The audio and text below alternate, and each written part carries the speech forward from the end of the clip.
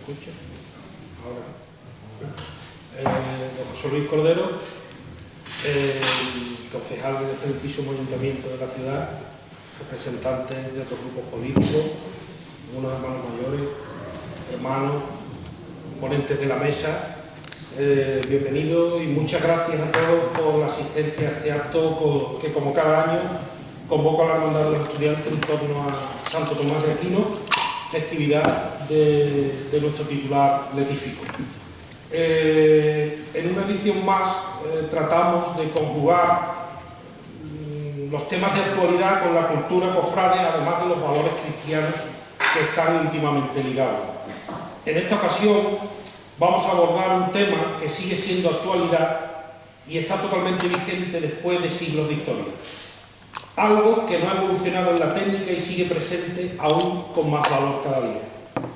El bordado, en la imaginería religiosa, en elementos litúrgicos y en nuestras devociones, no hace sino engrandecer para mayor gloria de Dios, y así podemos recordar que la primera ofrenda a Jesús la hizo el rey Melchor en su día con oro para la mayor gloria de Dios como Rey de Reyes y Rey de la humanidad. Hoy nos hemos reunido aquí en un plantel de expertos en una materia que no solo saben de la materia, sino que son creadores del bordado y defensores de esta técnica y de la historia del mismo. Y lo que hacen es continuar y preservar el legado que durante siglos las hermandades y nuestra Iglesia Católica han hecho que prevaleciera y creciera.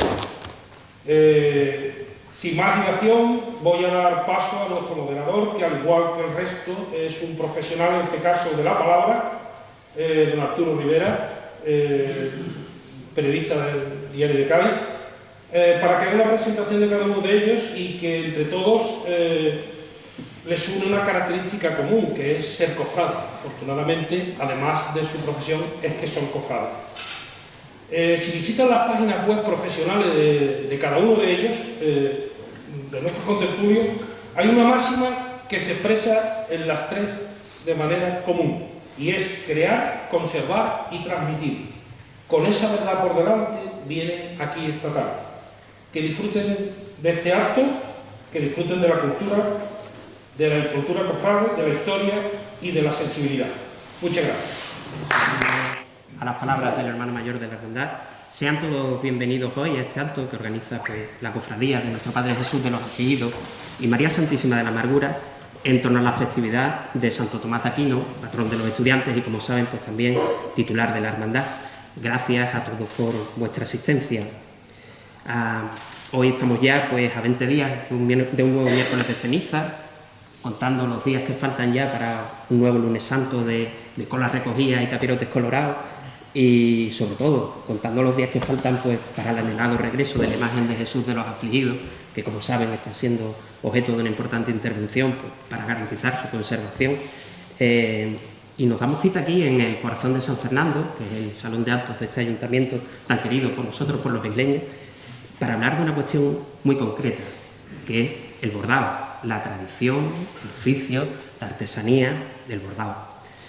La hermandad le ha puesto un título a la mesa redonda, un título bastante explícito, un título que la verdad que impone bastante, o sea, yo lo voy a leer tal cual: el arte del bordado sacro, puntadas de fe, excelencia y simbología, un diálogo sobre el patrimonio vivo de más de 7 siglos. Esto es casi el título de una tesis doctoral, o sea, y yo espero que estemos a la altura, seguro, bueno, con la talla de las personas que hoy me acompañan en la mesa, que vamos a sobrepasar esto. Es posible incluso que hoy alguno pues, se sienta decepcionado, porque hoy no vamos a hablar ni de cuadrillas, ni de la evolución de la carga, ni de cambio de capataces, ni de banda de música o de lo bien que suena esa agrupación musical, aunque hay una banda por ahí sonando, pero no tiene nada que ver con esto. Hoy vamos a hablar de otra realidad, una realidad más silenciosa, quizás, ¿no?, pero presente, como ha dicho Andy, desde hace ya pues, siglos de historia. Y además, estoy seguro de que si tienen una pizca de paciencia y de que si escuchan un ratito, van a irse a casa pues muy, muy contentos de haber estado aquí hoy, esta tarde, con nosotros, porque hoy contamos con una mesa que es un auténtico panel de expertos, como se ha dicho, y es un lujo tenerlos hoy aquí en San Fernando. Hay que reconocerle a la hermandad el mérito también de haber conseguido reunirlos a todos ellos. De ellos estoy seguro que vamos a aprender mucho. Además, yo estoy muy tranquilo porque por ellos, gracias. Sé que mi torpeza oratoria, porque han dicho que soy profesional de la palabra, pero de la palabra escrita, no oral.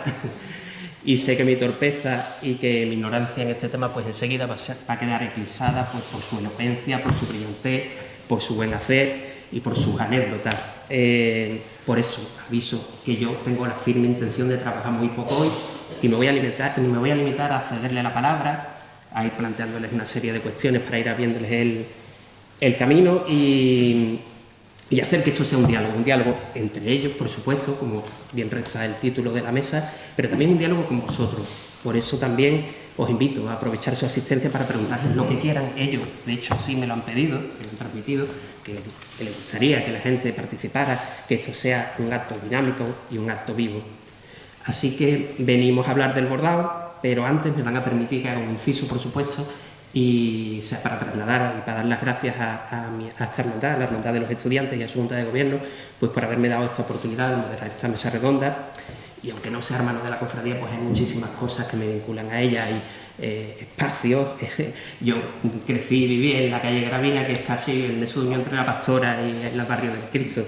Y sobre todo me vinculan a ella pues muchísimas personas desde hace además pues muchísimos años. Y siempre, tengo que reconocerlo, pues he notado de la hermandad pues, un gran aprecio hacia mi persona y un grandísimo respeto hacia mi trabajo, cosa que no puedo ser otra cosa que agradecer, por supuesto.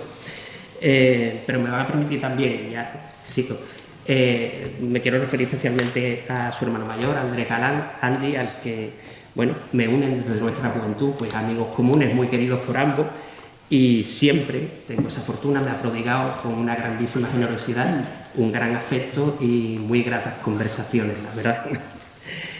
Ustedes no lo saben, no tienen por qué saberlo, pero hace muchísimos años, cuando yo todavía estaba estudiando la carrera en Sevilla, Andy pues, estuvo por motivos laborales, yo creo que era un curso de formación, ¿no?, de la empresa, tuvo que quedarse una temporada ahí en Sevilla y por mor de esos amigos comunes que tenemos, pues terminó quedándose pues, en ese piso de estudiantes que compartíamos en el barrio del Plantina. Allí, bueno, pues se puede imaginar, nos daban las 10 y las 11 y las 12 y la 1, como canta la canción de Sabina, pero hablando de cofradía y de todas esas cosas que, bueno, nosotros con los jóvenes que éramos, pues queríamos hacer la hermandad y nuestras respectivas hermandades. Él no ha perdido ni un ápice de esa pasión arrebatadora por su hermandad de los afligidos y a la vista está. Pero bueno, no quiero simularlo y hoy estamos aquí para hablar del bordado, de un oficio que, como ha dicho Andy, se remonta siglos atrás en el tiempo, que forma parte de ese lenguaje único que hablan y que despliegan en nuestras cofradías, que se ve en nuestra Semana Santa, que se ve también en el interior de las iglesias. Un bordado puede ser prácticamente una seña de identidad de una imagen. Los trazos que hacen sus dibujos pues pueden ser tan reconocibles como los propios titulares de la hermandad. Y el recorrido que hacen sus líneas pues nos lleva siempre a esas manos, a ese rostro que tanto queremos, al que tanto rezamos, al que tantas veces nos encomendamos. Y cuando un trabajo de bordado está bien hecho, eso lo saben ellos perfectamente. Aunque sea un estreno, uno lo ve y dice, bueno, parece que siempre ha estado ahí. Porque el bordado puede ser hasta una declaración de principios. Y bueno, hay mantos bordados que son auténticas banderas de Andalucía, eso no hace falta hoy que diga cuáles son, ¿verdad? Así que hoy vamos a hablar de todo eso, vamos a hablar de esas emociones que nos puede desencadenar el bordado, de cómo se convierte en una pieza esencial en ese conjunto, en esa puesta en escena que es la Semana Santa, y vamos a hablar de la tradición, de la trascendencia del oficio, de muchos aspectos, como se dice, hay muchísimas cosas que se siguen haciendo igual desde hace siglos, pero que también hay otra realidad mucho más prosaica. Mira que a mí me gusta ponerme literario, pero hay otra realidad más prosaica, mucho más real, que es que son empresas, son pequeñas empresas artesanales, tienen esos dos apellidos, pequeñas y artesanales, en un mundo, como saben, muy complejo y en un mercado pues, muy competitivo, globalizado, en el que la inestabilidad que marca, por ejemplo, unos aranceles o un conflicto bélico, pues afecta directamente, aunque parece mentira, pero afecta directamente a esa saya que la hermandad va a encargar en el taller. Hablaremos de todo ello, porque además hoy tenemos algunos de los mejores con nosotros. Francisco Carrera Iglesias, Paquili, Ildefonso Jiménez, ambos, como saben, maestros bordadores de reconocido prestigio y trayectoria, y Pablo Pérez y Pablo Portillo, que son el alma mater de CIRTA, una empresa dedicada a la conservación del patrimonio textil. Así que de un lado tenemos a los creadores, a los maestros bordadores, y de otro a los que se encargan de cuidar y de preservar el patrimonio textil, que es también un trabajo bastante artesanal, aunque aplique criterios científicos y demás. Yo solo voy a dar unas pinceladas porque si me pusiera aquí a desgranar el currículum que de cada uno de ellos, pues nos van a dar otra vez las 10 y las 11 y las 12. Además es tremendamente aburrido. Así que daré esas pinceladas y luego les voy a ceder la palabra, en principio, para que ellos hablen de su trabajo antes de entrar en materia. Así, voy con esas pinceladas que casi son brochetazos. Francisco Carrera Iglesias Paquili, que nació en el sevillano barrio del Cerro del Águila. De ahí también esa devoción especial que tiene por la Virgen de los Dolores, que tiene mucho que ver con el hecho de que le empezara a bordar. Como él mismo cuenta, aprendió de su madre a dejarse el alma en cada puntada. Ella es el pilar sobre el que se construye su carrera, y con ella, cuenta, aprendió a soñar a lo grande. Y de la mano de Fidela Velázquez conoció los secretos de un oficio que la ha llevado más allá. Abrió las puertas de su taller en 1984 y desde entonces su obra ha venido a enriquecer y engrandecer el patrimonio de las hermandades, entre las que se incluye, por supuesto, nuestra hermandad de los afligidos de San Fernando. Pero yo no solo diría que ha engrandecido el patrimonio de las hermandades, sino que ha engrandecido también el oficio, el arte del bordado en sí. No se queda tampoco Paquili en el arte sacro, puesto que también ha trabajado incluso para la alta costura y para algunas de las más prestigiosas firmas de la moda de la pasarela, llevando incluso esas técnicas de los talleres artesanales a los diseños más contemporáneos con gran éxito. Además, también ha trabajado, es otra de las facetas de su trabajo, pues, para la decoración, por ejemplo, los trabajos que ha hecho para el Teatro Real de Madrid. Es fundador de la Asociación Gremial Sevillana de Arte Sacro, que preside actualmente, y es también uno de los rostros y de las voces más conocidas y populares de la artesanía cofrade. Yo creo también eso es culpa de los periodistas, porque siempre, cada vez que necesitamos unas declaraciones, pues lo llamamos a él y él siempre está disponible. Por supuesto, Paquili, como se puede imaginar, cuenta con innumerables reconocimientos, exposiciones. Hace tan solo unos días, la ciudad de Sevilla le rendía de nuevo homenaje al rotular, bueno, al completar la rotulación de la calle que tiene en ese barrio del Cerro, pues con su conocido apelativo. Felicidades por ello. Ildefonso Jiménez lleva también pues más de 35 años en el oficio haciendo verdaderas obras de arte. Es casi una trayectoria paralela a la de Paquili. Así que estamos ante otro de los veteranos del bordado. Su trabajo además entronca con el de los grandes talleres andaluces del siglo pasado. Además siempre ha dicho que se ha considerado alumno de Pepe Guillermo Carrasquilla. Su currículum tiene más de 50 páginas, así que, como comprenderán, para desgranarlo aquí. Artesano, maestro bordador, de su taller de la céntrica calle Arcos de Jerez han salido innumerables piezas, aunque hay una que él mismo reconoce que le ha marcado. Supongo que porque fue un auténtico desafío, y es la réplica del manto de San Juan de la Hermandad de los Judíos de Jerez. Hasta hace poco, pero poquísimo, 2 días, ha sido vicepresidente también de la Asociación Gaditana de Artesanos, Gadesar, entidad en cuya puesta en marcha pues, ha estado implicado desde su inicio. Vamos. Pablo Pérez y Pablo Portillo, los Pablos, como los Javis en el cine, pero aquí los tenemos los Pablos. 2 restauradores especializados en la conservación y recuperación del patrimonio textil que en 2016 impulsaron en Sevilla pues, la creación de una empresa, Cirta, que en pocos años se ha convertido en todo un referente en Andalucía con el aval de su buen trabajo. Cirta se crea en 2016, está ahí de aniversario este año, ya son 10 años. Aquí los conocemos muy bien, pero no solo porque uno de los Pablos es de San Fernando, es Cañella, sino también y sobre todo por el trabajo que ya han hecho para varias hermandades, como el Carmen, como la Hermandad de la Educación, el Manto de la Esperanza, pero por sus manos pues, ha pasado pues, desde bordado de Rodríguez Ojeda hasta los trajes de Lola Flores para la apertura del Museo de Jerez, desde históricas piezas de bordado que forman parte de ese patrimonio cofrade pues, tan querido y tan popular, tan reconocible por todos nosotros, hasta exclusivos diseños de Jean-Paul Gaultier o inéditas piezas textiles de Gaudí, que yo desconocía que Gaudí había hecho piezas textiles, pero bueno. Aunque para mí su mayor aportación sin duda ha sido que el proyecto nos ha hecho creer en el patrimonio textil y nos ha hecho tomar conciencia con respecto a su conservación y su mantenimiento. Y sin más, entramos ya en materia. Os voy a dar la palabra para que hablen ellos de su propio trabajo. Paquili, Ildefonso, uno de ustedes. Ildefonso, venga, tú que tienes el micrófono pegado. Bueno, ¿por dónde empiezo, Arturo? Háblame de tu trabajo. Bueno, como bien dice Arturo, llevamos más de 35 años. Eso es boda de coral, se llama. Boda de coral. Sí. Sí. Y cada uno llega a este oficio, a esta disciplina artística de una manera distinta. Uno llega por las cofradías, yo llego por la música. La música es la que me lleva a mí al arte del bordado, porque era un jovencillo y tocaba una banda de cornetas y tambores, y yo veía que otras bandas tenían unas cosas aquí puestas muy bonitas, bordadas y tal. Pero claro, éramos chavalillos jóvenes y aquello no había manera de poder echarlo para adelante. Entonces a mí se me ocurrió, siempre se me dio bien el dibujo y tal, las manualidades, y empecé a buscar un poco la solución de poder hacerlo, ¿no? Investigar a ver de qué manera podíamos tener nosotros este tipo de prendas. Me llevó una sorpresa cuando empiezo a investigar, empiezo a conocer gente que te empieza a decir técnicas y tal, y oye, me descubro un mundo interesantísimo. A mediados de los 80, un amigo, un hermano mayor, me decía: Ildefonso, el viernes viene un bordador de Sevilla a dar una conferencia a la Hermandad de las Cinco Llagas. No sería yo. No, todavía éramos muy jóvenes. Éramos muy jóvenes. Era José Guillermo Carrasquilla, en el que, bueno, asistí a la conferencia. Allí se dieron una cantidad de datos que no me enteré de nada. Esto se hizo en años y tal, no me enteré de nada. Y lo mejor de la conferencia fue cuando terminó, que alguien me lo presenta y entiendo que este hombre vio algo en mí y me dijo las palabras mágicas: cuando quieras, ven a mi casa y te enseño. Pues esa fue la clave. En los años 80, eso no lo sabes tú, Paquili, en los años 80 ir a Sevilla era una odisea y había que llevar 6 mochilas. Hoy lo llevamos todo aquí, pero antes había que llevar una cámara de fotos así, el GPS, la guía, el plano de Sevilla, 80 historias. Y gracias a Dios me acogieron bien en esa casa. Nunca estuve trabajando, pero sí me considero discípulo de él, porque aprendí directamente de él en sus últimos... Aprendiste en su casa, vamos. Sí, sí. Además tenía esa habilidad que tienen los artesanos con hambre, que es que son capaces de robar con la vista todo. Hace una panorámica y te lo lleva a todos los lados. Y después en casa, sin haberlo grabado en el móvil, lo repasa e inmediatamente empiezas a trabajar en lo que hacía, es lo que yo hacía.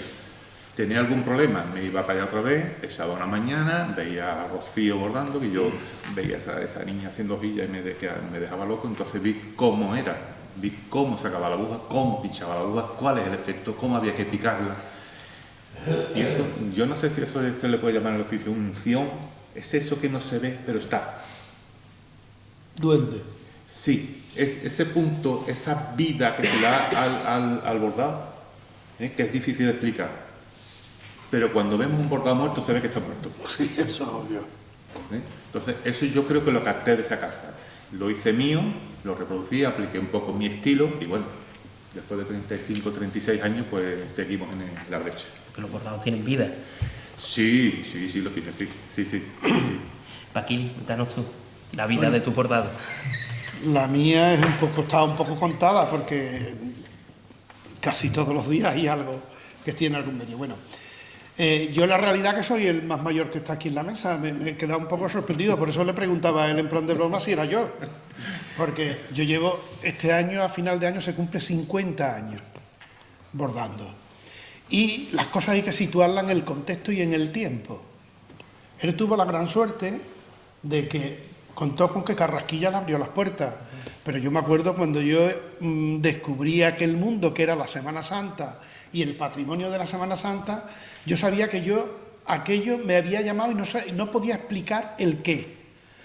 Por circunstancias de la vida, como bien sabéis todos, yo soy del Cerro del Águila y bueno, pues yo iba muchísimo a la iglesia porque mi madre me transmitió la devoción por la Virgen de los Dolores. Yo veía que la Virgen no se cambiaba nunca de ropa porque no había un barrio obrero, no tenía prácticamente economía y entonces no se cambiaba nunca de ropa. Y yo quise aprender a bordar para hacerle ropa a la devoción de mi casa. No tenía ninguna pretensión profesional, simplemente devocional. Pues hace 50 años ni había redes sociales, no estábamos con la comunicación que tenemos hoy. Entonces me entero por unas amistades que había en Sevilla 2 talleres, que era el de Carrasquilla y Elena Caro y el taller del convento de Santa Isabel. Era obvio que en un convento no me iban a admitir, por consiguiente me fui al taller de Carrasquilla y Elena Caro. No me admitieron por hombre. Fíjate qué particularidad. ¿Por qué? Porque los hombres dirigían, pero no bordaban. Digo esto para que entendáis cómo ha cambiado afortunadamente. Antes, hoy día que hablamos de discriminación, Afortunadamente se van tirando barreras, se van tirando muros, pues hace 50 años existían algunas. Y digo que hay que situar las cosas en el contexto, tampoco hay que asustarse. Las cosas son como son, en el tiempo y en su historia. No hay nada más que reprochar. Yo conseguí que una señora que era oficiala del taller de Padilla, que fue un taller muy famoso en Sevilla, pues me atendiera en su casa, era del Cerro, me atendiera en su casa y yo me iba por las tardes a aprender, a bordar.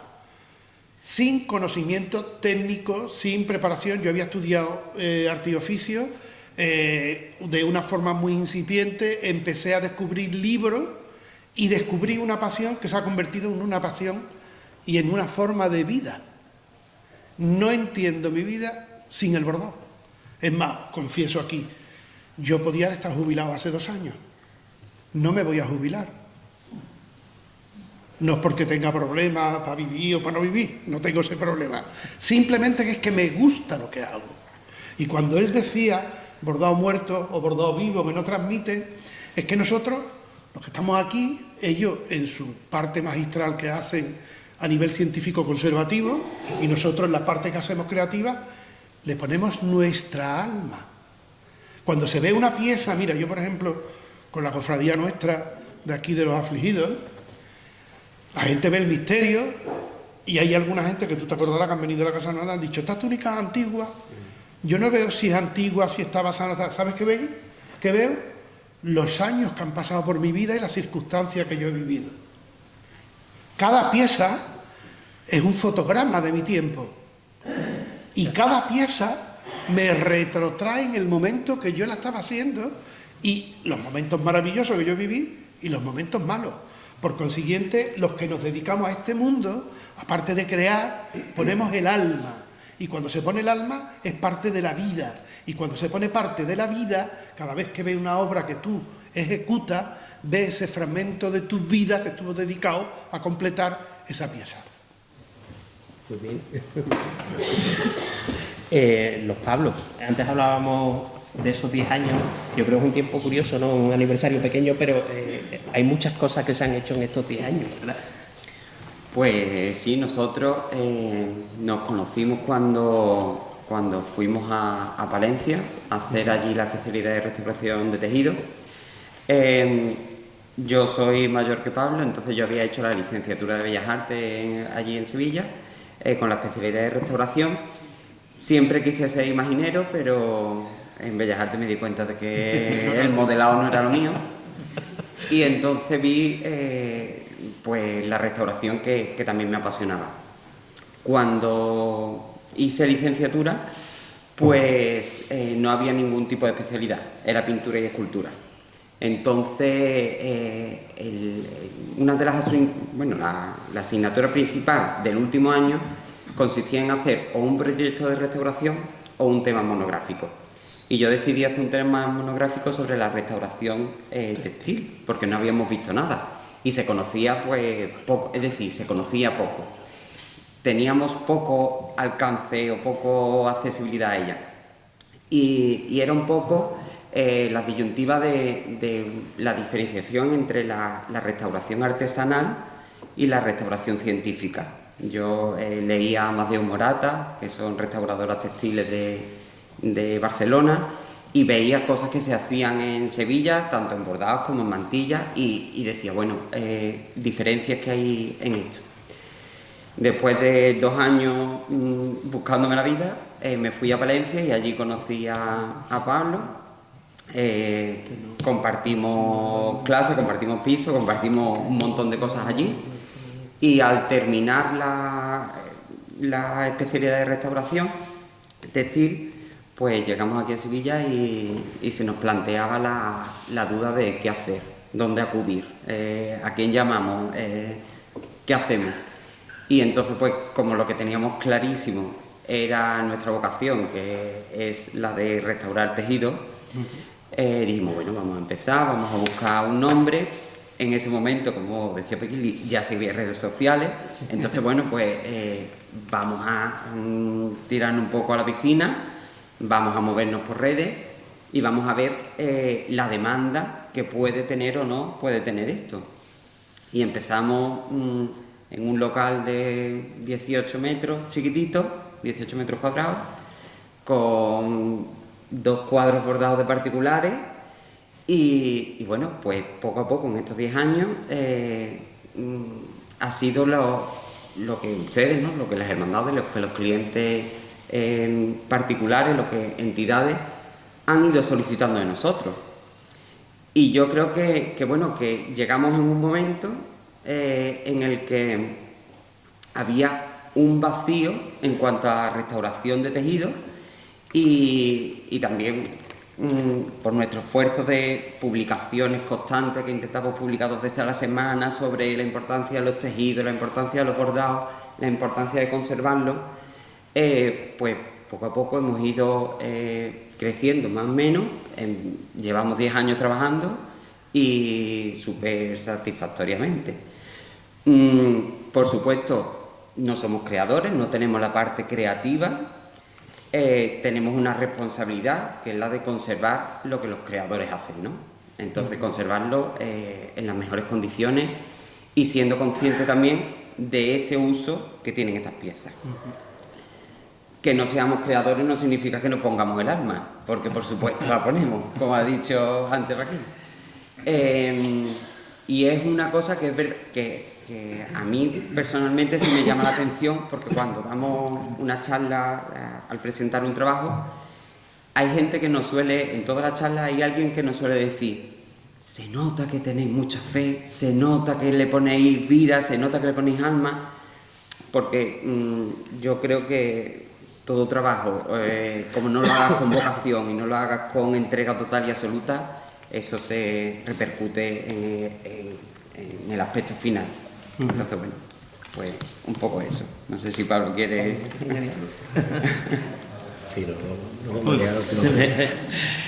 Yo, por retomar una de las cuestiones que se ha planteado aquí, ¿no? Hablábamos de los bordados que tienen vida y de cómo la vida de los bordadores y de los restauradores pues se queda también en las piezas que se trabajan en esos bordados, pero también hablamos de piezas hechas para lo divino, están hechas para el arte sacro, para las imágenes de nuestras devociones. No sé quién decía que son un puente, ¿no?, hacia la divinidad, los bordados.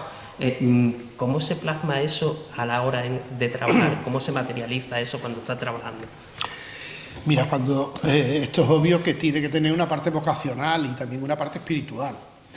Tú no te puedes dedicar siendo testigo. Voy a decir una cosa, pero quiero que se me entienda lo que voy a decir. Yo siempre pongo ejemplos un poco que sean. Tú no, siendo testigo de Jehová, no te puedes dedicar a bordamantos. Por una sencilla razón, porque no tiene nada que ver la creencia de esa tipología de fe con lo que es obvio que cuando te dedicas al arte del bordado sacro, a cualquier ornamentación sacra, tú tienes que vivirlo desde tu fe. Porque la finalidad de esa pieza que tú estás ejecutando es precisamente engrandecer y llegar a Dios a través de la belleza. Por consiguiente, tú transmites parte de tu fe. Y hay que entender, por ejemplo, en el caso concreto de lo que nosotros hacemos, nosotros nos dedicamos a complementar lo que el escultor no termina. Normalmente las imágenes de vestir siempre se terminan con las prendas. Nosotros somos parte también de esa componente de escultura. Por consiguiente, somos parte de la gente que vaya a rezar las imágenes. Nosotros tenemos que contribuir. Si tú no vives desde tu fe, no lo puedes expresar, porque sería algo carente de vida. Hemos hablado antes del amor, de la pasión, de que forma parte de nuestra vida. Se tiene que transmitir ese sentimiento religioso, sin más remedio. Y que es una manera de rezar. Lo es, porque de hecho, por ejemplo, vosotros cuando restauráis algo, sabéis que aparecen algunos papelitos con oraciones, ¿verdad? Bien. Sí. Las bordadoras de siempre y los bordadores siempre, cuando se hace un manto, una saya, lo que fuere, se aprovecha y debajo del bordado siempre se le mete una plegaria. Alguien que no tiene fe no puede poner una plegaria. Alguien que no tiene fe no puede alcanzar la comunicación en un momento determinado para transmitir lo que quiere y que sirva de ensalzar a Dios. Por consiguiente, es obvio, no se puede disociar.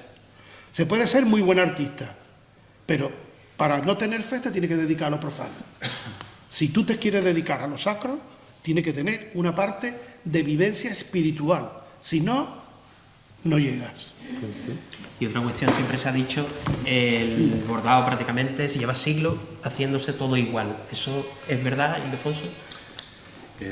Yo creo que no. Que no. Creo que no. A ver. Lo acabamos de decir antes, yo lo hemos dicho antes. Aunque la base está clara y no ha variado mucho, entiendo que las últimas tecnologías están ayudando bastante, ¿vale? Lo que sí me gustaría decir, puntualizar, porque yo no puedo decir ni mejor ni más bonito que Paquili. Un poeta. Pero sí me gustaría comentar algo, porque lo he escuchado cuando se habla del bordado sacro, yo añadiría bordado sacro andaluz. ¿Por qué?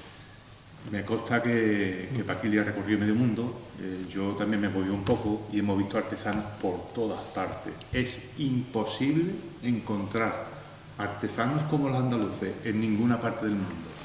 Ni escultores, ni bordadores, ni orfebres, ni tallistas. Es imposible superar la excelencia de los artesanos andaluces. Eso es lo primero. En cuanto al tema de las técnicas, se utilizan algunas cositas nuevas, pero vamos, tampoco mucho más. Sobre todo el tema del auxiliar, el tema auxiliar, como impresión, copias, reproducciones, el IA, la inteligencia artificial ayudan bastante a la hora de presentar un proyecto, pero lo que es la esencia, no. Sí, además yo considero, siempre lo he dicho, que el bordado en particular, después de conocer todas las disciplinas artísticas que se acercan al arte sacro, el bordado quizás sea la disciplina más pura de cuantas hay en el arte sacro, porque no hay nada de máquina, nada. Hay otras disciplinas en las que sí te ayudas con alguna máquina, pero en bordado no hay nada de máquina. Entonces sí se sigue haciendo igual que... Sí, claro, lo que pasa es que lo que comentaba es que, gracias a Dios, nos podemos ayudar un poco de las nuevas tecnologías a la hora de despiezar, de hacer el estudio de tejido, de hacer de la presentación de un proyecto. Está todo muy evolucionado, muy estudiado, muy espectacular. Se lleva todo un espectáculo, la presentación, eso sí es nuevo. Antes era como más un papel de traza con 4 trazos de lápiz y ahí estaba el proyecto. De hecho, tengo en casa copias de algunos diseños hechos en papel de traza. O sea, y eso se ha llegado a presentar, o un papel de cuadrícula normal y corriente de los niños del colegio, se ha presentado un paso, esto lo vamos a hacer. Y nos fiamos y al final resultaba, ¿no? Eran otros tiempos, evidentemente. Simplemente por puntual, el tema del bordado no puede evolucionar a nivel de ejecución, no puede ni debe de evolucionar. Eso no significa que no nos acompañemos de las diferentes técnicas para otras cuestiones, pero para la ejecución del bordado, no. Andalucía es potencia mundial. Sevilla es potencia mundial. Digo por el volumen que tiene de talleres, no porque despreciemos. Es verdad que hay en Cádiz gente magnífica, en Jerez, en todas partes. Pero se tiene que mantener esa excelencia que se ha transmitido a través de los siglos. No podemos jugar como pretenden algunos jugar con países terceros, trayendo piezas que son impropias, cosas de plástico. Esto está inventado. Lo que hay que hacer es mantenerlo, y no solo mantenerlo. Tenemos también nosotros que trabajar juntos todos, porque todos dependemos de todos, para que esto se transmita con la misma excelencia y con el mismo nivel. Curiosamente, fíjate, en cualquier país del mundo, esto estaría arreglado y estaría protegido. Esto no se aprende en ninguna escuela, aquí en Andalucía, formando parte del alma de Andalucía y formando parte de la identidad de Andalucía. Sin embargo, no se puede aprender en ninguna escuela. Se aprende en los talleres porque tenemos a bien, como ocurrió con él o como ocurrió conmigo, que una persona te acoja y te enseñe. Lo que pretendemos es que esa excelencia que se ha conseguido en todos los talleres en Andalucía se transmita a las nuevas generaciones y que esté reglado y que se pueda aprender. Cualquier persona que quiera aprender, que aprenda y se le transmita con esa excelencia, porque corremos el riesgo. Hoy día vivimos en un mundo que es fantástico, maravilloso. Cada época tiene su momento, su situación y su tiempo, pero es cierto que vivimos en el momento de la inmediatez. Todo tiene que ser a través de las redes sociales y todo inmediato. Esto tiene su tiempo. Y después hay gente que es muy osada. A través de un tutorial que ven en YouTube, se creen que ya está doctorado. Y dan el salto. Y lo vemos, que lo vemos todos los días, que hay algunas cosas que vemos que decimos, esto es imposible, no representa. Ahí es donde tenemos el gran problema. Se sigue haciendo igual, pero lo que tenemos que trabajar para que se siga haciendo igual, porque si no, perderemos parte de la identidad de Andalucía. Pero como bien dices, ahí lo que hace falta pues es una decidida implicación de las administraciones y un marco normativo desarrollado que permita pues ese blindaje de la artesanía. Si me permite, Arturo. Sí, claro. O sea, lo que dice Paquili lleva toda la razón del mundo. Y él a la cabeza ha empezado una lucha importante en defensa de todo esto. Pero hay algo que a mí me gustaría comentar, que es que, lo ha dicho él de una forma muy suave, yo voy a intentar ser suave también, no se puede empezar a bordar con un tutorial. No. En el bordado hay algo que es fundamental, que los profesionales lo captamos de momento, se ve de momento. Por eso decía al principio que hay bordados muertos, o sea, fríos, sin vida, no tiene. ¿Por qué? Porque en el bordado cofrade hay una cosa que se llama aire, hay una cosa que se llama dirección, y esa es la vida de la hoja, es saber interpretar el movimiento de una hoja de acanto a un roleo, un piñón, cualquier pieza, saber interpretarla. No se trata de rellenar o gastar oro encima de un pañete amarillo, no, eso lo hace cualquiera. Eso lo hace cualquiera. Darle vida e interpretar bien la forma y ver ahí una hoja de forma natural, eso es otra historia. Eso es otra historia. El que coge un tutorial y en 5 minutos dice, yo ya sé hacer esto, le está faltando el respeto a un oficio centenario. Yo, de hecho, ahora en casa doy clase los jueves y tengo gente de media Andalucía. Han descubierto que, bueno, les estoy enseñando a interpretar bien una hoja, cómo se hace tejer una pieza, cómo se hace lo que no voy a decir el nombre, cómo se llama cuando se llega al final y se vuelve. O sea, estos profesionales, pseudo profesionales, no saben la nomenclatura del oficio, es fundamental para tener un respeto y para dedicarse a esto. No vale coger un local, colgar 3 carteles de Semana Santa, ya soy profesional. No. Hay que formarse y hay formas, gracias a Dios todavía quedan artesanos que han tocado los grandes de Sevilla. Yo entiendo que de final de los 80, al final de los 80 se acaba la grandeza sevillana, de los grandes talleres sevillanos, de los talleres de renombre, y los que tocamos ahí, tuvimos la suerte de tocar ahí, nos empapamos de esa unción, de esa esencia. Eso es lo que hay que aprovechar. Todavía pervive. Paquil, sí, pero Paquil se jubila. A mí no me queda mucho tampoco. Y estamos viendo que sale. Hay continuidad, hay continuidad. Sí.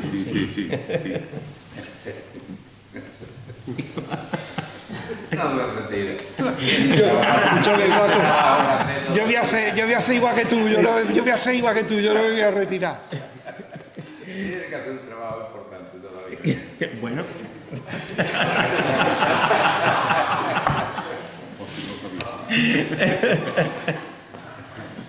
Bueno, retomaremos después. Escúchame, yo estoy como una bruja Lola, yo no sé nada,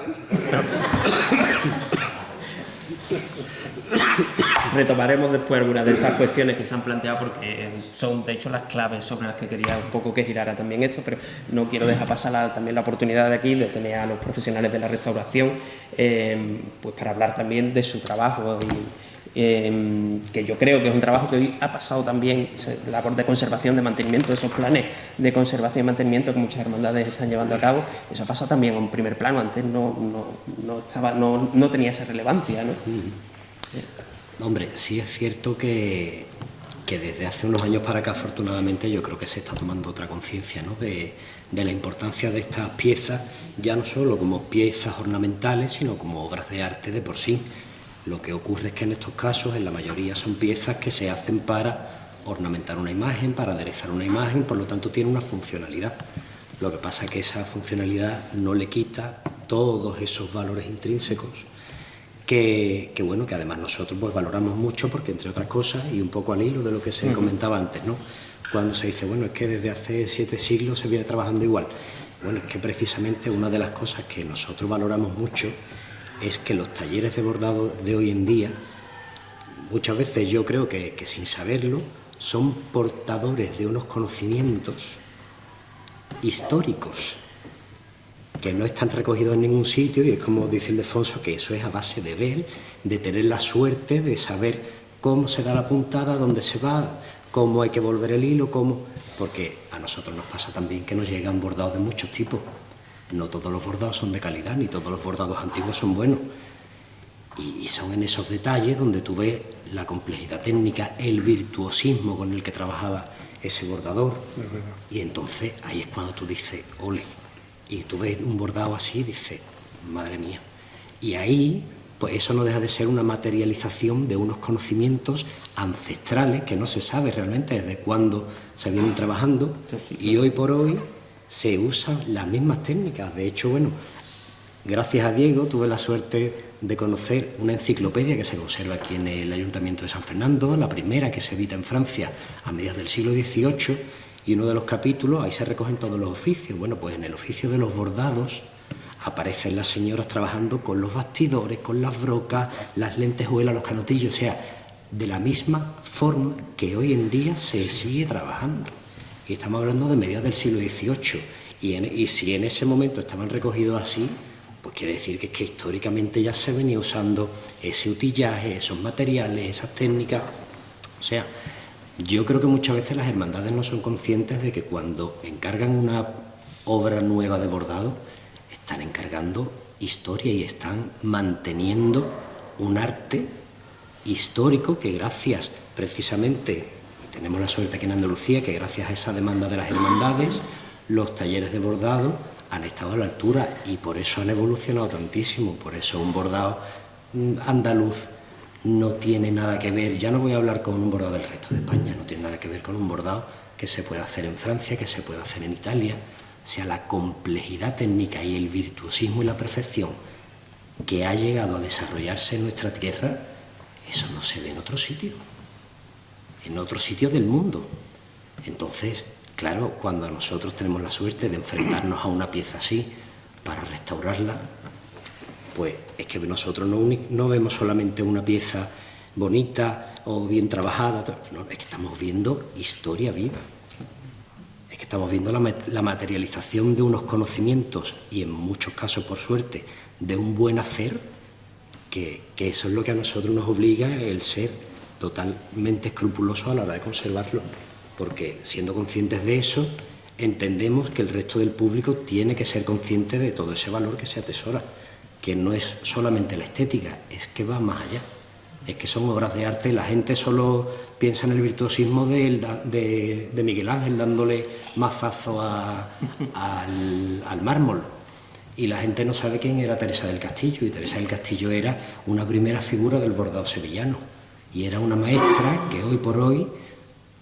Porque quizás el textil es una de las artesanías menos consideradas históricamente. Mira, desgraciadamente desde finales del 18 cayó en el saco de las artes menores. Curiosamente, cuando los hombres dejan de ser los que trabajaban en el arte del bordado y ese oficio pasa a ser un trabajo de mujeres. Por lo tanto, al ser un trabajo femenino ya queda totalmente devaluado. No por nada, sino porque se entendía que el bordado era pues una virtud más de las mujeres, por el simple hecho de ser mujeres. Y curiosamente, pues hay documentación de los bordadores, por ejemplo, de Sevilla del siglo XV, del XVI, del XVII, del XVIII, del XIX, apenas hay estudios. Ahora es cuando se está estudiando. Y sin embargo es un momento en el que el bordado evoluciona muchísimo. ¿Y ustedes creen eso? ¿Que el bordado ha tenido, o lo textil ha tenido una menor conservación?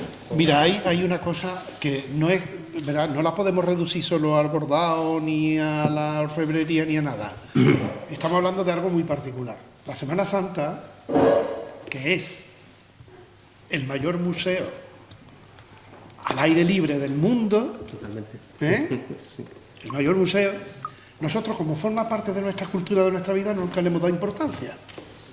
Porque eso, los que estamos aquí, que somos de hermandades, ha habido niños que han jugado en lo alto de los mantos bordados.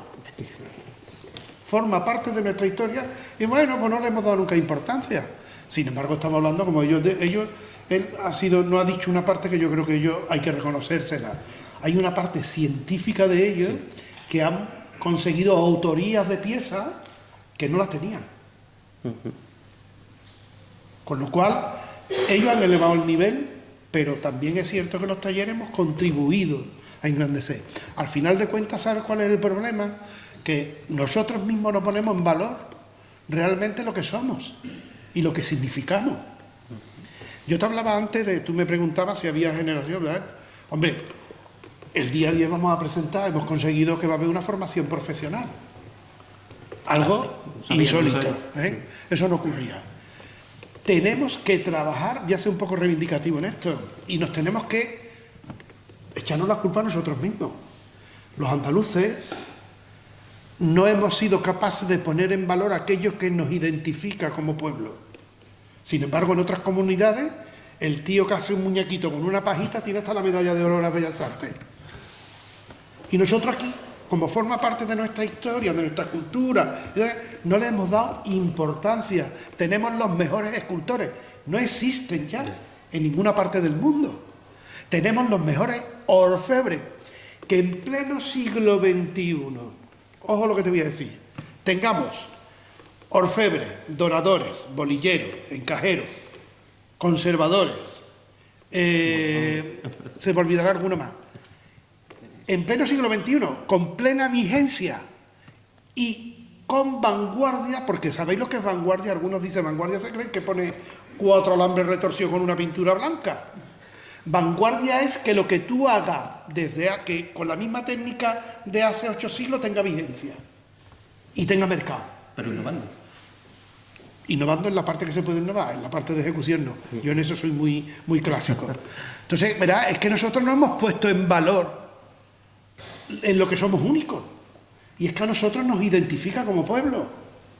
No hay ninguna parte de España que tengan los escultores que nosotros tenemos, ni el portento de escultores que tenemos, escultor imaginero. No hay ninguna parte de España que tenga los restauradores que nosotros tenemos.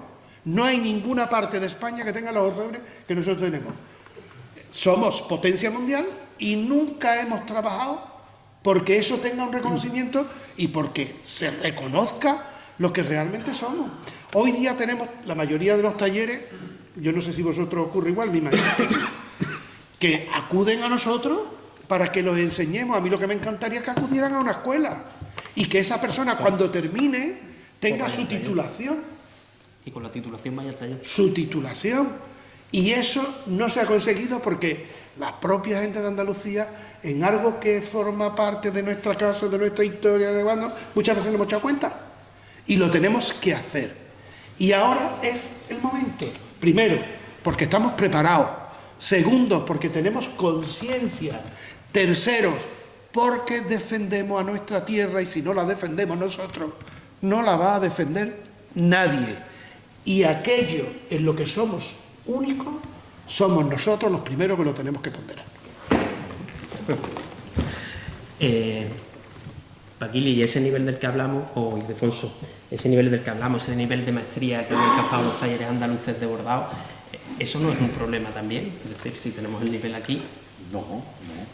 mantener ese nivel, ese esfuerzo, no te exige más. Es un aliciente porque, a ver, yo tengo compañeros a los que admiro, o sea, me llevo bastante bien, pero profesionalmente los admiro. Es más, eso lo sabe Paquili, últimamente estamos muy en contacto. A mí no me duele prendas en llamar a un compañero y decirle que yo enhorabuena, chapó, lo que has presentado es increíble. Y aprovecho para hacer un pequeño estudio de esa creatividad, de esa forma de conjugar los hilos, porque realmente lo que nosotros hacemos es conjugar 3 tipos de hilos con 3 tipos de soportes distintos. O sea, 3×3=9, con esos elementos sencillos hay que conjugar y dar un volumen, un efecto de luz, de sombra y de tal, ¿no?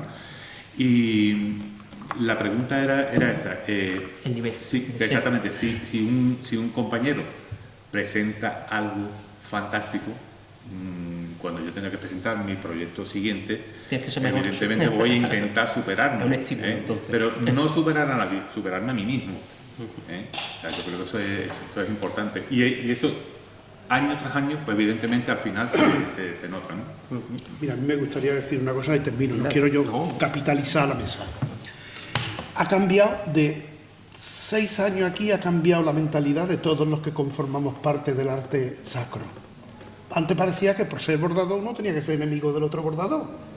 O por ser restaurador tenía que ser enemigo. Pero qué estupidez. He dicho antes que todos formamos parte de lo mismo y todos nos necesitamos. ¿Se ha cambiado la mentalidad? Sí. Yo, por ejemplo, en el caso concreto, conozco la gente de Málaga de vuelo porque nos movemos. Tenemos un problema de hilo, llamamos a no sé cuánto, pásame los carretes. Eso era impensable.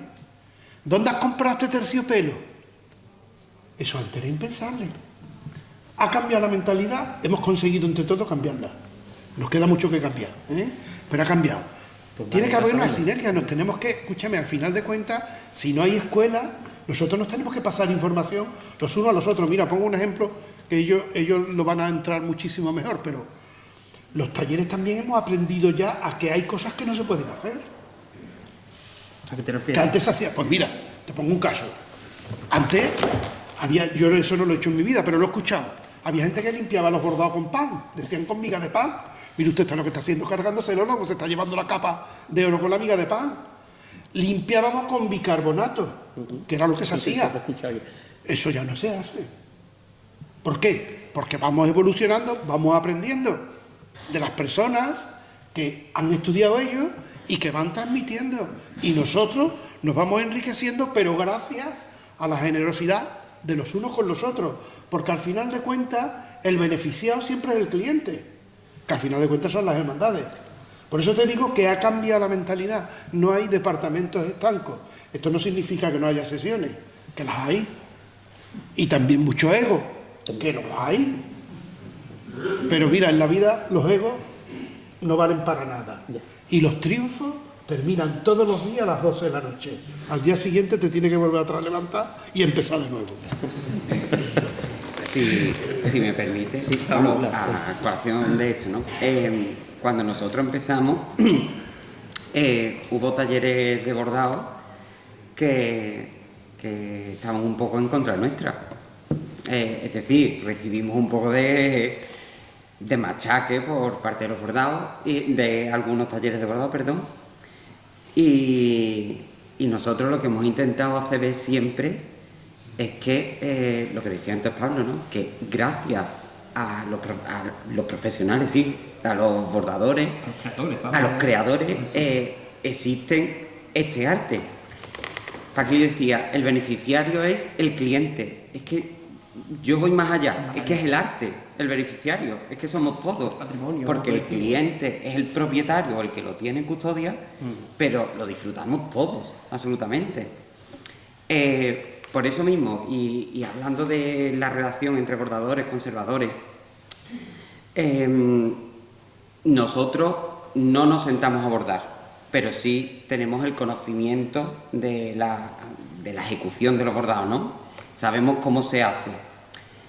Por eso también, cada vez que presentamos un trabajo que es un manto bordado, ¿no? La restauración de un manto bordado, la primera parte siempre la dedicamos a la técnica primero del terciopelo, del tejido, de la importancia que tiene ese terciopelo, cómo se hace, porque igual que ellos son artesanos y lo hacen de forma artesanal, hay terciopelos, hay tejidos que están hechos de forma artesanal y si el bordado vale, el tejido también vale mucho.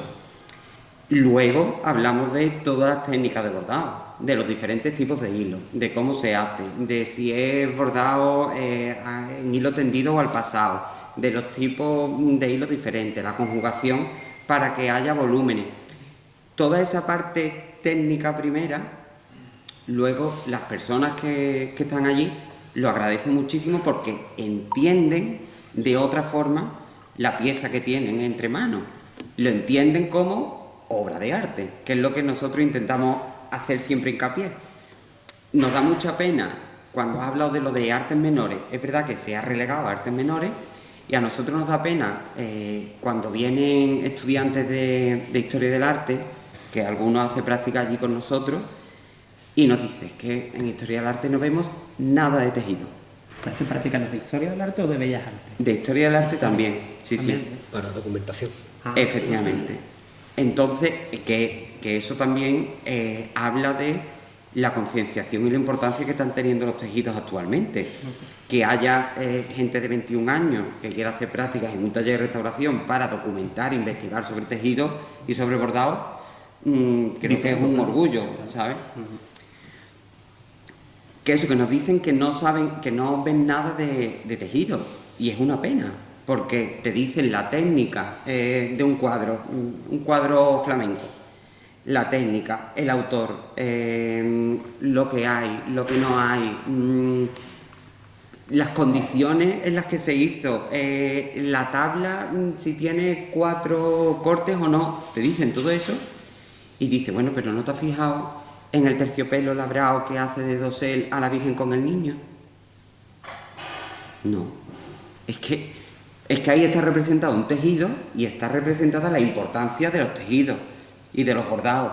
Entonces, bueno, que se relega a ese arte menor cuando realmente es primordial y es primario, ¿no? Para mi punto de vista, ¿no? Bueno, por retomar también otras cuestiones que se han planteado un poquito, ¿no? Quería hablar también de la parte del taller de bordado, más allá la parte de la empresa, ¿no? Antes decía yo que tienen 2 apellidos, y es que es pequeña y artesanal en medio de un mercado globalizado completamente, ¿no? Antes se ha hablado, Pakistán, los bordados de Pakistán. Llevamos una hora hablando y no hemos hablado todavía de este tema. Es un tema que el año pasado pues, fue el tema estrella, yo diría, ¿no? de la Cuaresma. Este año no se escucha mucho, no sé qué pasa, está la situación más controlada, ¿qué se está haciendo para controlar eso? Bueno, Los dos que sois de sí, asociaciones de artesanos. El problema existe, ¿eh? Sí. Por ejemplo, esta semana pasada se ha estrenado un manto de salida en Ciudad Real, en un besamanos, ¿eh? Y en Morón se va a estrenar un palio completo de la hermandad que estrenó el manto el año pasado. Se va a estrenar el palio. El problema existe. Yo, cuando tú me has escuchado hablar mucho tiempo, que digo identidad, siempre digo identidad. Nosotros como pueblo, ¿qué nos representa? ¿Lo tenemos claro?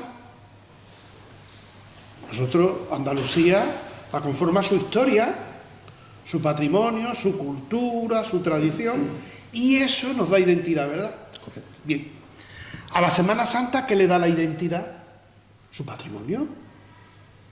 El que hemos transmitido, ¿verdad? El que los cofrades han ido a través de los siglos sumando, y que nosotros somos depositarios actualmente. Luego, eso crea identidad. ¿Cómo vamos a ir a Pakistán a comprar un manto y tú, cuando venga aquí, le dices, ¿esto me representa? No nos representa. Yo no voy a entrar, ¿verdad? Porque no voy a entrar en profundidades ni en cuestiones, pero es que no nos representa. Es una cuestión de mentalidad de los propios cofrades. Nosotros tenemos que apostar por hacer comunidad y ciudad.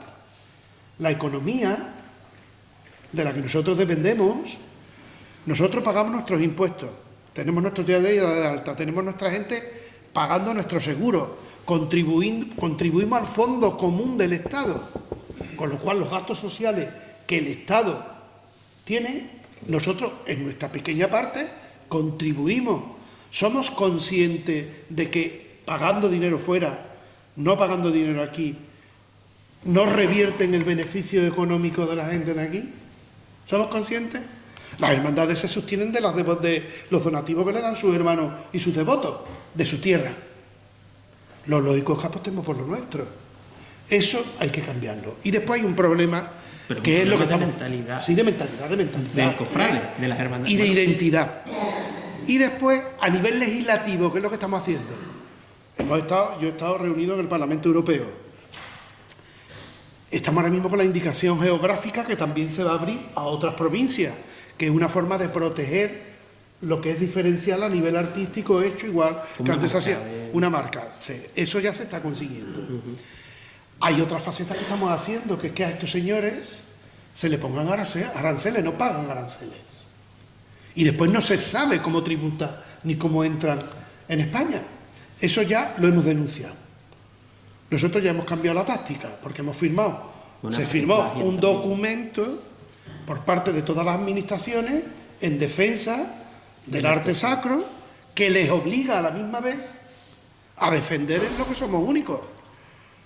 Pero todo empieza por nosotros mismos. Nosotros mismos somos los primeros que tenemos que poner en valor.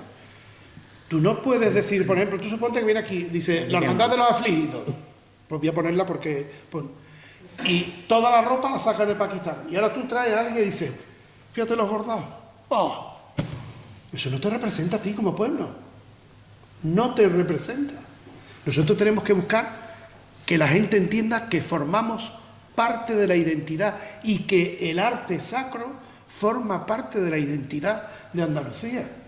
Y tenemos que apostar por lo he dicho antes, los andaluces, los españoles, tenemos que apostar por lo nuestro.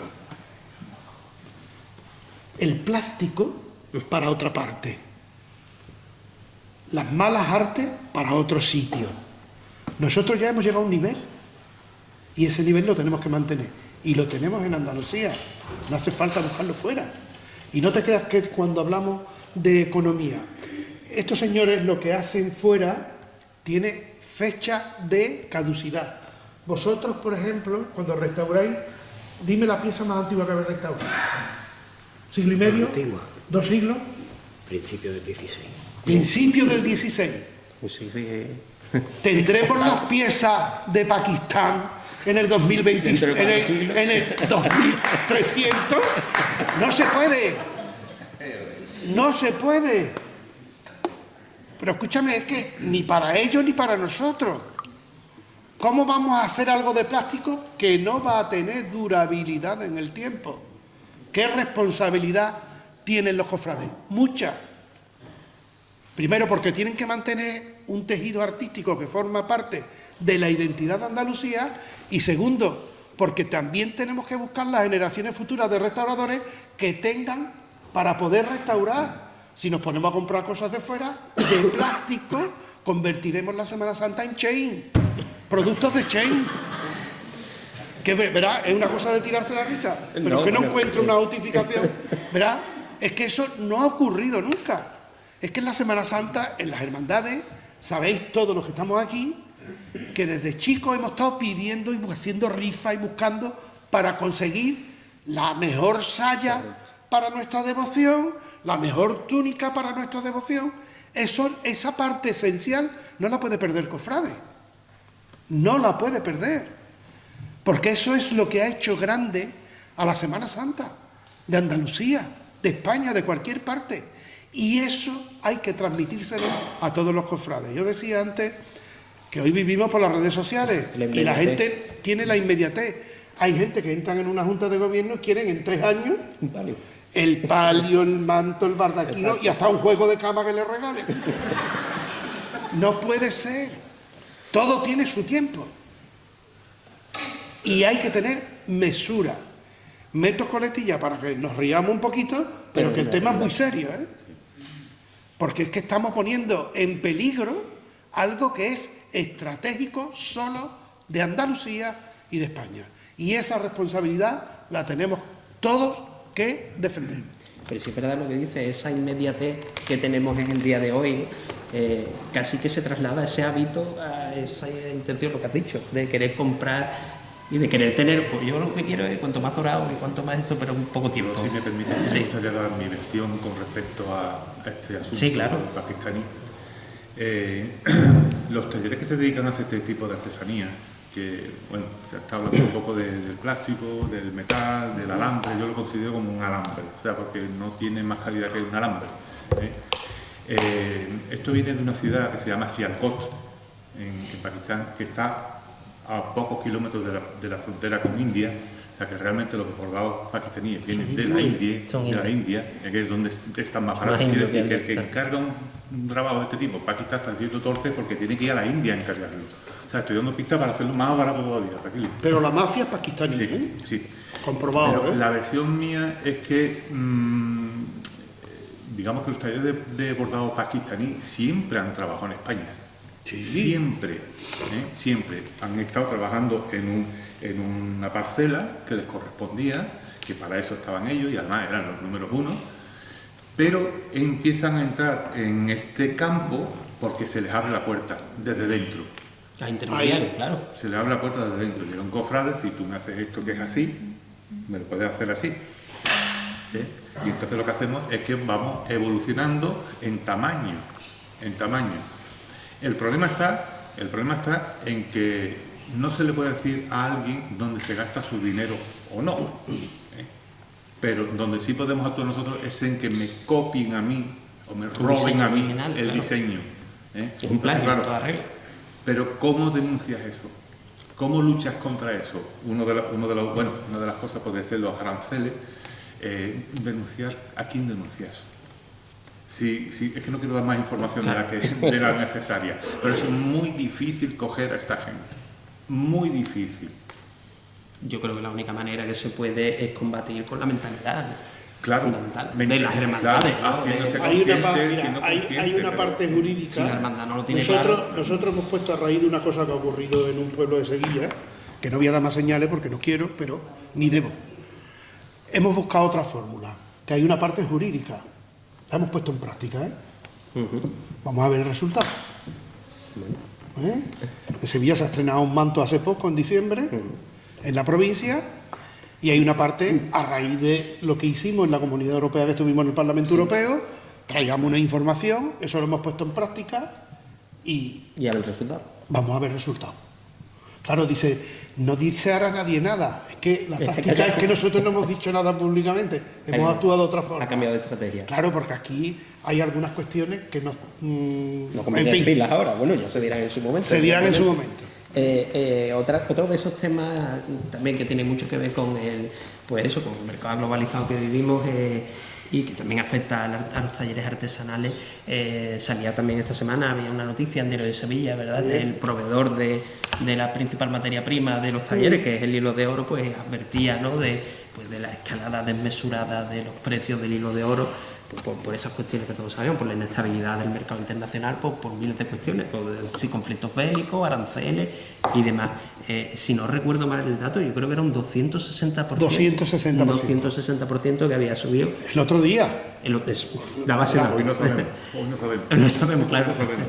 ¿Qué es lo que pasa? Bueno, te afecta a todo. Afecta Mira, ahora mismo- el ayuntamiento lo sabe, afecta a las obras también, pero a la artesanía le afecta más todavía por su materia prima, que es un valor refugio. mira, ahora mismo hay un problema gravísimo, pero cuando digo gravísimo, gravísimo. Se ha parado la producción de hilo de oro. O sea, no te sirve el hilo. Si no te sirve el hilo, estamos tirando del stock que tenemos en la taller.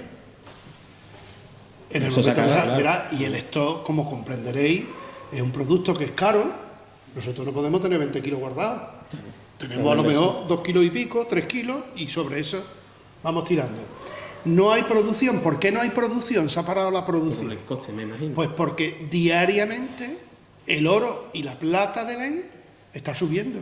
Como bien sabéis todos, el hilo de oro que utilizamos nosotros es plata de ley fina bañada en oro.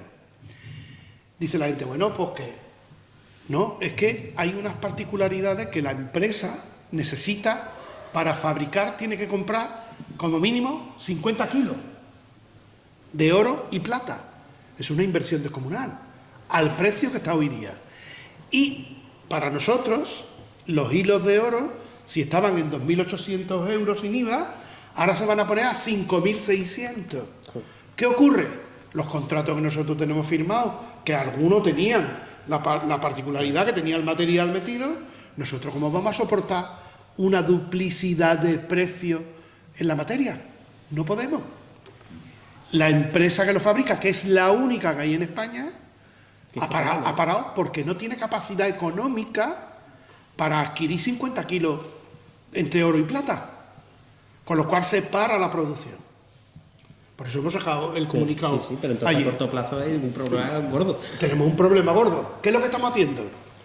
Hemos hablado con artesanos de diferentes provincias y lo que hemos hecho es una previsión de fondos de pedido, de tal forma que la empresa cuente que nosotros le vamos a adquirir X cantidad. 100 kilos, por ejemplo, de hilo. Entonces le vamos a adelantar un porcentaje económico para que la empresa pueda comprar. Pero el problema radica en que esto está subiendo todos los días. Porque se ha convertido el oro, antes en las grandes economías, pues invertían en pisos, invertían en terreno, invertían en hoteles, invertían... Y como hay tanta inestabilidad política, fíjate tú, ¿quién nos iba a decir a los cofrades? A nosotros nos iba a afectar la inestabilidad política mundial. Sí. Pues nos afecta. Los afectos en la Segunda Guerra Mundial, que sabes. Pues nos afecta. ¿Qué ocurre? Que el oro se ha convertido en refugio. Sí, los metales preciosos. Este problema lo están teniendo los orfebres. Lo que pasa es que los orfebres tienen una parte que sí me gustaría destacar, y es que cuando se firma algo en plata de ley, la plata va aparte del contrato. No tiene nada que ver con lo que nosotros hacemos. Porque en los contratos normalmente el material va incluido. Casi siempre lo ponemos incluido. Otra cosa es que haya algunas cláusulas específicas, pero casi siempre. Y después, los doradores tienen también otro problema. Pues también el mismo. Lo que pasa es que no han parado la producción. Los bordadores nos han parado la producción. Entonces esto es un problema gravísimo. Nos hemos reunido con la Consejería de Industria y de Empleo, que es a la que pertenecemos. Y ahora mismo estamos también intentando llegar a conversación con el Ministerio, porque esto es un problema a nivel nacional. Es que ten en cuenta que nos cargamos de raíz toda la producción de algo que he dicho antes que forma parte de la identidad de España. Y hay una parte que yo os lo voy a decir.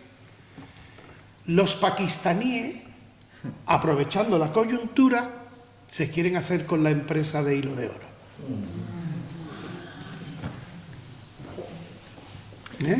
Con lo cual, sí, termino. Con lo cual, estamos trabajando para que eso no ocurra. ¿Por qué? Porque si se quedan con la empresa, que este hombre ya tiene 61 años y él, la familia no quiere seguir, si se quedan con la empresa, como ustedes comprenderán, se corta el grifo de la producción de materiales.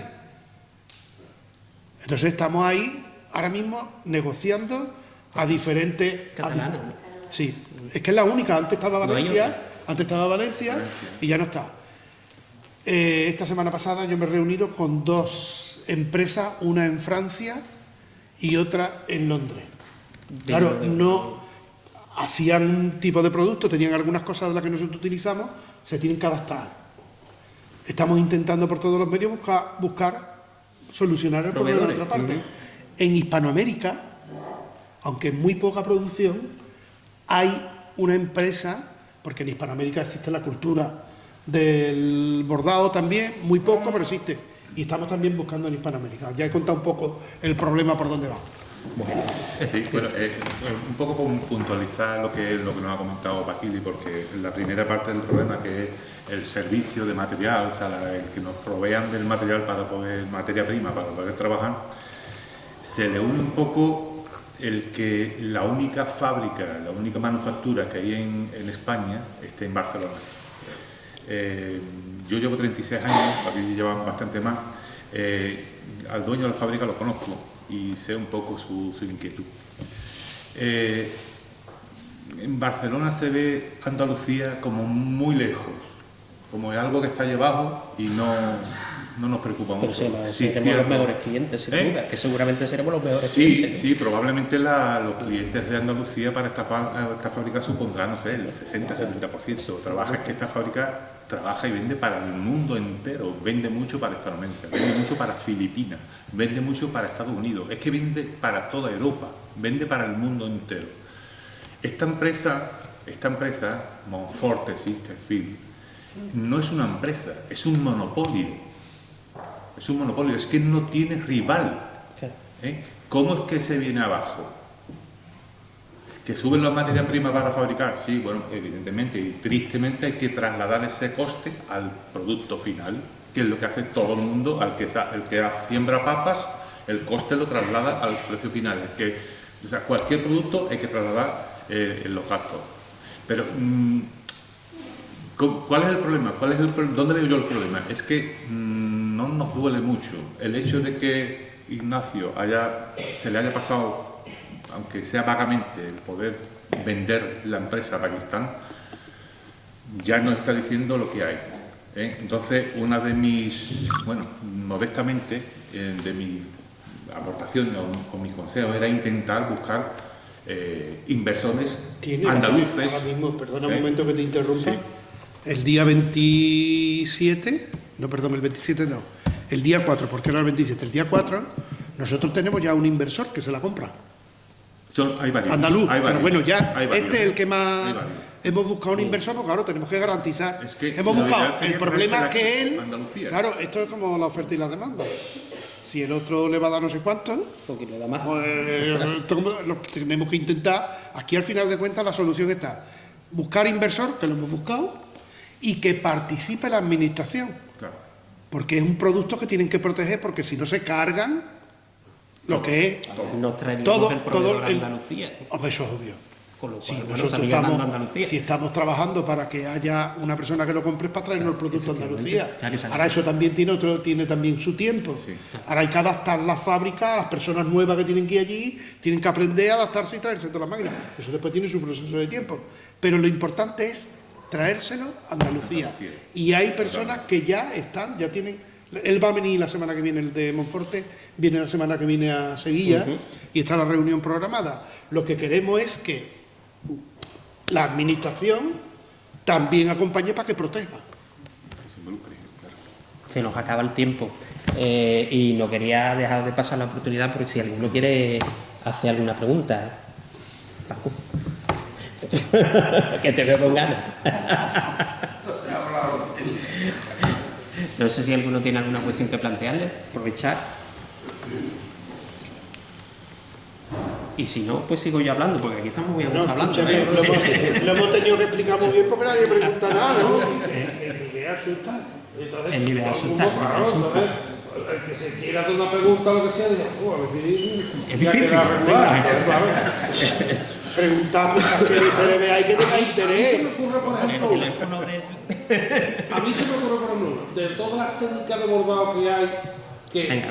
que yo no sé de esto, pero cuando se borda una prenda, tiene hojillas, tiene 3, 4, 5 tipos de esos, ¿no? No sé, ¿cuál es la más difícil? Mira, yo, a ver, si hablamos de dificultad, ¿cómo lo medimos? ¿Por horas de trabajo? ¿Por lentitud? ¿Por Claro, dedicación? Evidentemente hay un punto que es muy complicado para mí, que es el punto de hojilla tejida, porque para dejarlo fino hay que hacerlo bien. El punto de hojilla tejida es como el dorado. Cuanto mejor esté hecho el aparejo, más brilla. Exactamente. Si tenemos un relleno mal hecho, mal. Pero si transformamos un poco la pregunta, yo diría que cómo conseguimos un efecto brutal en el bordado. Mucha gente a mí me dice, Ildefonso, tus bordados se reconocen porque son muy sencillos, pero muy fuertes. Se notan mucho las luces y las sombras. Realmente yo manejo todos los tipos de puntos, todo el abanico de puntos que se puedan acercar al oficio, pero suelo utilizar 3, 4, más no utilizo. Pero sí me gusta conjugar los hilos y los volúmenes, que ahí es donde está la gracia. Ahí es donde veo yo la gracia a la hora de componer. Yo entiendo que lo más complicado en el bordado es saber componer e interpretar un diseño anterior. O sea, en una pieza hay varios tipos de puntadas, Claro, normalmente. es que para darle- yo entiendo que cuando hacemos un bordado estamos, por buscar una similitud, estamos pintando un cuadro con un solo color. Claro. Entonces hay que buscar cómo se dan los brochazos para que el efecto sea mate, brillante y de luz. Y ahí es donde yo veo que está la dificultad. Por eso decía antes al principio, muy al principio, lo de los bordados muertos, no tienen vida, es todo plano, es como si estuviera recortado o pintado a pistola. Claro. Ahí es donde está la dificultad para mí, o la maestría. Y a los conservadores le preguntaría yo la diferencia, a ver, entre el bordado y el textil, porque restauráis en una pieza que es hilo de oro bordada sobre un terciopelo, ¿no? Recuperáis, hay veces que recuperáis solo el terciopelo, solo el bordado, las dos cosas a la vez, va una cosa y después otra, o van por separado, o es un conjunto. Pues va en conjunto, puesto que todo forma parte de la misma obra. Efectivamente, entonces, un poco lo que comentaba antes, cuando a nosotros nos llega una pieza del 17, el 18, el 19, o bueno, ahora que estamos haciendo el Sin Pecado de San Fernando, ¿no?, que bordó Ildefonso hace varios años ya, concebimos la pieza en su conjunto, no le damos más valor al bordado que al textil, sobre todo cuando hablamos de una pieza histórica, donde un terciopelo de seda o un raso o un tejido, aunque esté deteriorado, pero que ya de por sí tiene unos valores materiales y técnicos que nosotros como conservadores no podemos desechar. Somos conscientes del uso que tiene esa pieza, pero somos conscientes de esos valores intrínsecos que atesora. Por lo tanto, nosotros no podemos desecharlo.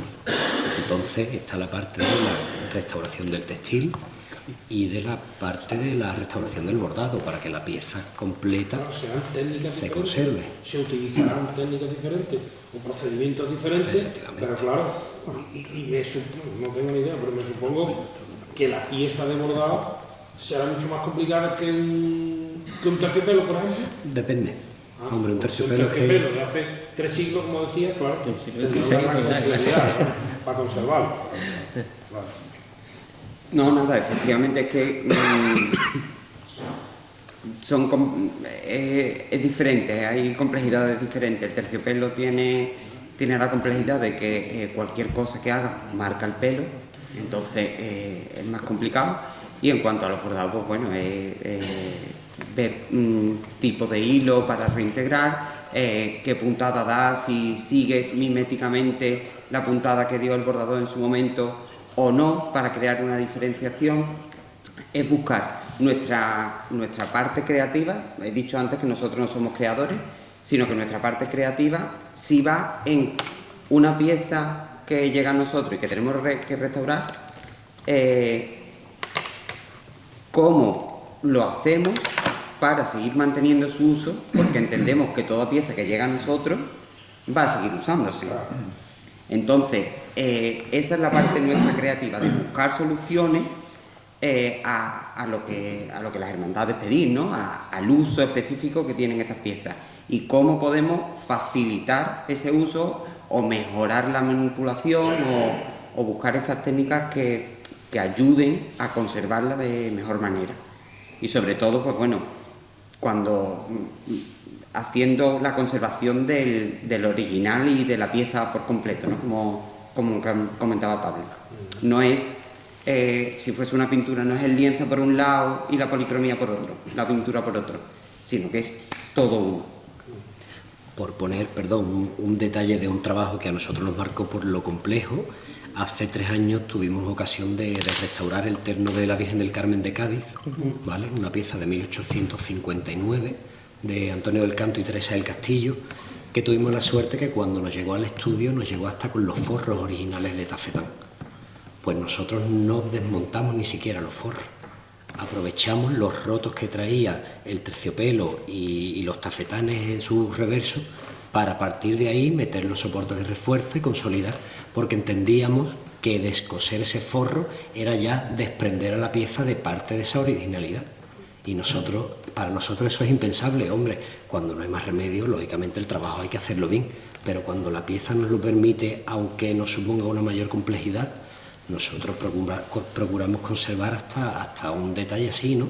Porque eso forma parte, pues, de esa materialización, de esos conocimientos que comentaba antes, esa forma de trabajar de un taller concreto, los materiales que usaba, la forma que tenía de trabajar ciertos materiales. Eso otro taller no lo trabajaba. Por lo tanto, ahí están las peculiaridades de cada taller y de cada obra. Eso es importantísimo que se conserve, porque cuando se estudian las piezas, las que han llegado en su estado original, sin alteraciones, hablan de la grandeza que tienen esos talleres. Hoy por hoy hay muchos talleres que desgraciadamente no se pueden estudiar en su máximo esplendor. ¿Por qué? Pues porque no nos han llegado íntegramente, nos han llegado desvirtuadas. Entonces, bueno, pues nosotros procuramos que lo que caiga en nuestras manos salga restaurado, pero sin perder esa esencia y esa historia y esos valores que nosotros entendemos que tienen y que se tienen que conservar. Hay un... Ahora vamos a hablar todo lo que... No, perdón. No, que termino. Hay un dilema de la mitología griega, que es el dilema del barco de Teseo, y que habla, pues, es filosófico, ¿no? De si el barco en el que Teseo llega a Creta se va estropeando con el tiempo y se van sustituyendo los tablones de ese barco por unos nuevos, ¿cuál es el barco auténtico de Teseo? ¿El original que llega o el que se van reemplazando los tablones? Y si vamos reemplazando todos los tablones, ¿qué tenemos? El barco nuevo, el barco de Teseo, es la idea del barco de Teseo. Entonces es verdad que eso es una cuestión que nosotros lo llevamos un poco íntegro, ¿no? A nosotros. Vamos a respetar todo, porque como decía Pablo, es que si desechamos una parte, estamos desechando historia, estamos desechando conocimiento. Si quitamos el tablón del barco de Teseo, no sabemos cómo estaba unido porque lo hemos puesto de otra manera, ¿qué tenemos? No tenemos ya ese barco quizás, ¿no? Podremos tener una copia, y están bien las copias, están bien las réplicas, pero el barco de Teseo no lo tenemos. Yo sí creo... Para distender. Venga, sí, Paquini, yo Me lo ha preguntar, puesto en plan de broma, ¿eh? Ustedes entenderán ahora por qué yo no he ido a Turquía, porque yo me tengo que conservar íntegramente.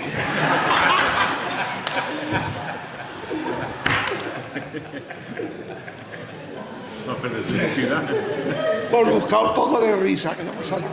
Se nos va el tiempo, pero yo quiero, antes de terminar, yo quiero hacer una pregunta que a mí personalmente me interesa mucho, porque hace poquito tiempo, hace unos meses, con el cabildo famoso de la Macarena, hemos vivido un cierto debate en torno a una propuesta estrella que era la recuperación, o réplica, diría yo, ¿no? del manto rojo, el célebre el palio rojo. Yo no sé, yo quería preguntarle a los maestros creadores, a los que se dedican a crear, cómo llevan eso de replicar, ¿no? Aunque sea una obra evidentemente de esa magnitud y tan influyente como ha sido, porque entiendo que a lo que aspira un maestro es a crear el manto rojo de su momento, de su época, ¿no? Sí, pero también, verá, hay un componente, hoy día también hay un componente de recuperación muy importante. Pero eso Está sería... ocurriendo. Pero está Sí. ocurriendo. Lo importante es tener la capacidad. Tú tienes el conocimiento, tienes la capacidad pues, de recuperar piezas que se han perdido. En el caso concreto mío, por ejemplo, últimamente hemos recuperado la toca de Juanita Reina, se ha hecho una reproducción, porque en un momento determinado la intervinieron y le dieron un producto que aquello lo dejaron negro. Recuperamos la toca de Rombo, la toca de Rosa de la Macarena, Seguirme la Macarena, la saya de hojilla de la Virgen del Patrocinio que se quemó en el incendio fortuito.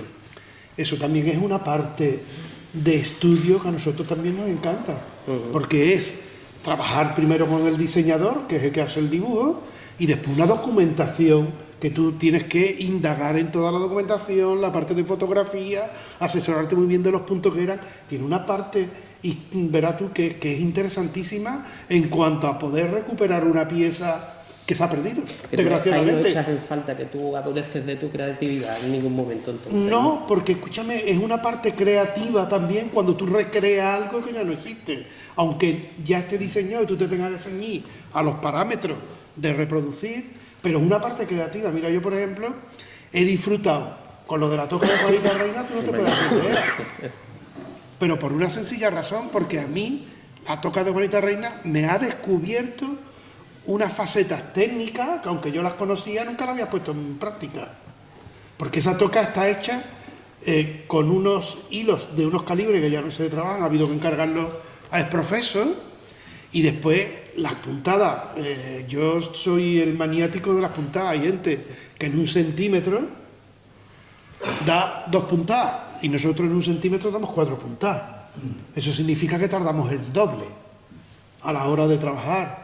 En el caso concreto de la toca de Juanita Reina, las puntadas han sido en 1 centímetro, pueden llevar 7 puntadas, con unas piezas pequeñísimas. Las cartelas que hemos hecho de seda y en giraspe, eso ha habido que hacerlo con lupa. Y tú pones las dos tocas y son idénticas. Yo le dije a la hermandad que se presentaran las dos juntas para que se viese cómo era y que la otra es idéntica. Eso tiene un componente, aunque tú no recrees de tu creatividad, tiene un componente histórico. Y sobre todo tiene un componente de que tú indagas en la historia y te preparas algo que desgraciadamente no hemos aprendido en la escuela, lo tienes que aprender con el trabajo. A mí, al hilo de lo que estamos hablando, sí me gustaría hacer una pregunta a los restauradores. La inquietud de un artesano, ¿vale? por favor, corregidme si estoy equivocado. Creo que por definición, cuando una obra de arte se utiliza, se usa, deja de ser obra de arte. ¿Es así? Bien. Mi pregunta es la siguiente. Gran debate. Y mi pregunta es la siguiente. ¿Cuál es vuestra banderita roja? O sea, ¿cuál es el límite o cuándo aconsejáis a una hermandad, a una entidad que os encarga un trabajo que ya no se utilice más el trabajo? Esto va para una pieza de museo. No se puede utilizar.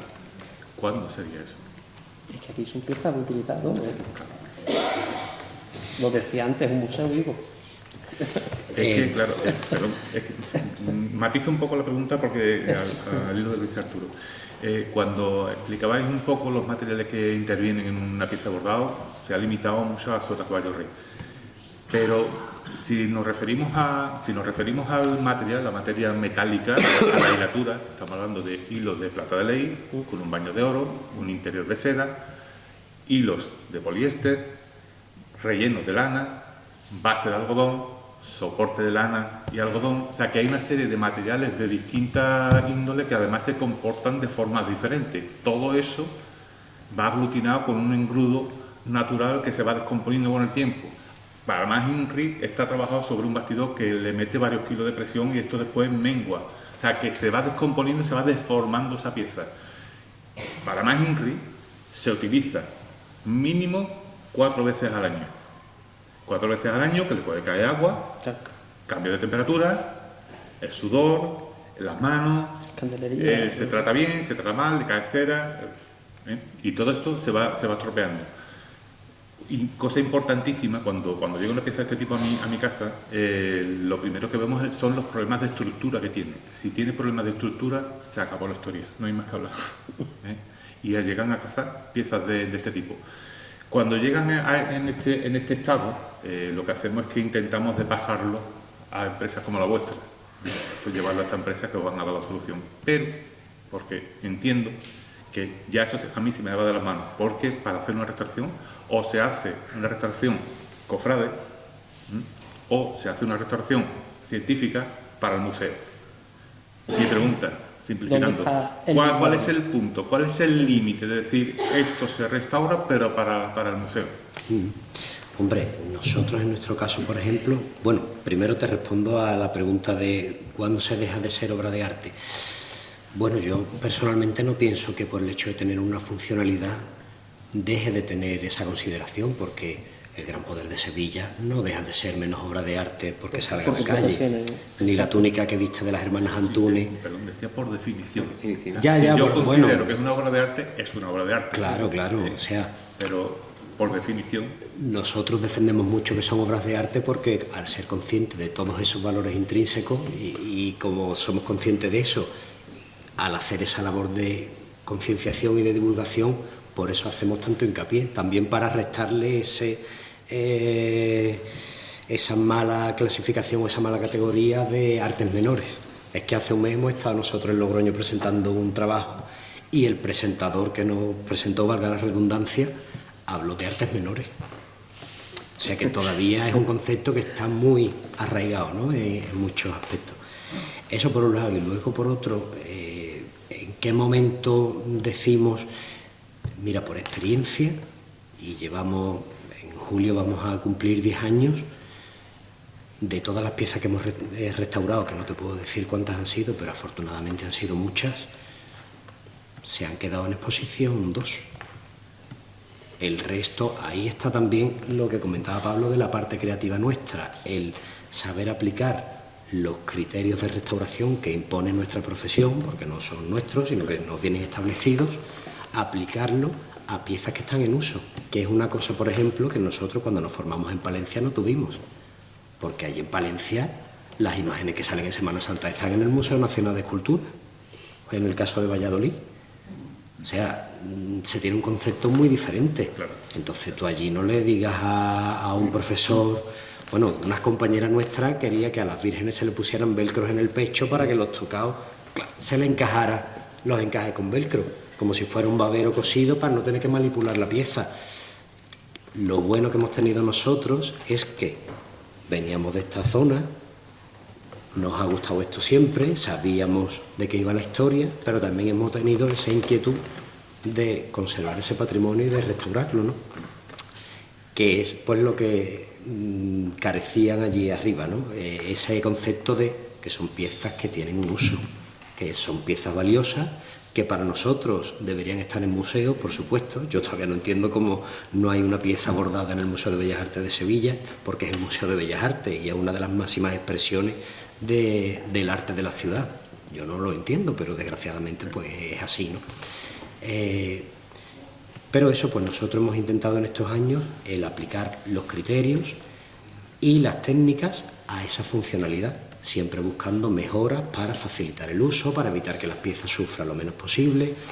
Lógicamente somos conscientes, bueno, precisamente los textiles son las piezas más maltratadas de todas las que conforman el patrimonio de las hermandades, ¿no? Porque más se toquetean también. Claro, efectivamente.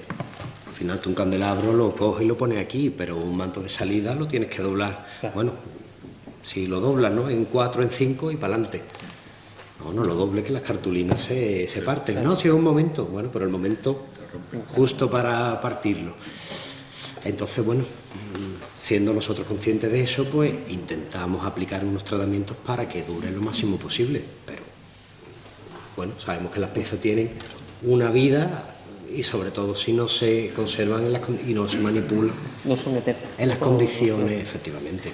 Uno de los trabajos que dijimos, veremos a ver, fue la saya de Gitanillo de Triana de la Virgen de las Angustias de los Gitanos, que después de restaurarla, de restaurar el tejido, de hacerle toda la restauración, o casi toda la restauración, teníamos la preocupación porque seguía estando debilitado el tejido. Era un tejido de seda cargada y estaba debilitado. Tuvimos que pedirle un poquito más de plazo a la hermandad porque cuando ya no sabíamos muy bien qué hacer, se nos ocurrió y dijimos, bueno, espérate, esto se tiene que poner, se tiene que tirar porque se tiene que ajustar a la cintura. La parte de la cintura, precisamente la que está más debilitada, hay que dejarla al aire. ¿Cómo conseguimos dejarla al aire? Colocando un soporte total de refuerzo interno, coserlo a los bordados, ahí coserle toda la cinta, coserle ahí el forro y dejamos pues como 7 centímetros al aire y pusimos unos imanes, de tal forma de que cuando se lo han puesto a la Virgen han tirado de ese tejido de refuerzo, han colocado, han atado, han puesto todos los alfileres que han tenido que poner y una vez que estaba colocada la saya han hecho así y con esos imanes Se ha quedado. entonces ahí sí dijimos, ¿qué va a pasar con esto? Pero la Virgen ha salido a la calle con esa saya. La Virgen ha estado en besamano, la Virgen ha estado en culto. Sí, levantar. Y nos han dicho, no se ha movido. Entonces, ¿dónde está esa bandera roja? Vamos a ver si hay posibles soluciones. Cuando no ha habido soluciones, hemos dicho, se restaura, pero un uso de un día que se lo ponga tal cual y poco más. Pero bueno. Pues señores y señoras, se nos acaba el tiempo. No nos queda más, yo me quedaría aquí charlando hasta las 10, las 11, las 12. Pero evidentemente todo tiene un límite, como bien ha dicho Paquili, todo tiene su tiempo. Quería invitar al delegado de urbanismo que está aquí presente en representación del ayuntamiento a cerrarle acto, por favor.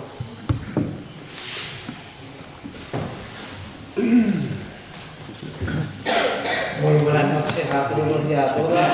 Es un placer daros la bienvenida, dirigirme a todos vosotros en esta salón de actos, de estas casas consistoriales, de esta casa que es la casa de todos los isleños y las isleñas. Permítanme que salude especialmente a mi compañera de corporación, a Manuel del Río, a nuestro hijo predilecto y hermano tan querido de vuestra hermandad, a Super Paco, al representante del Consejo de Hermandades y al hermano mayor y Junta de Gobierno y, como no, pues a los componentes de esta mesa redonda y a su moderador y les dé la más sincera enhorabuena pues, por, como bien has dicho Arturo, el tiempo que hemos estado aquí y se nos ha ido volando porque, bueno, pues como dicen ellos, ¿no? Cuando es lo que se trabaja y ahora mismo es lo que se cuenta, se pone la pasión, se pone su vida, pues al final pues eso se nota y va marcado y llega al que lo está escuchando.